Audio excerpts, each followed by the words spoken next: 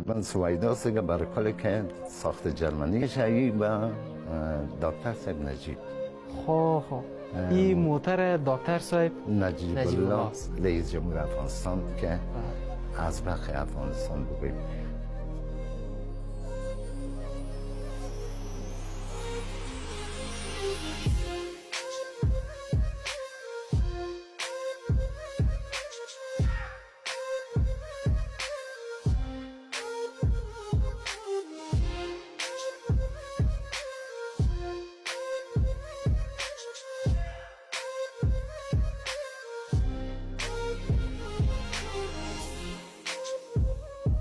مهمان تحت ریاست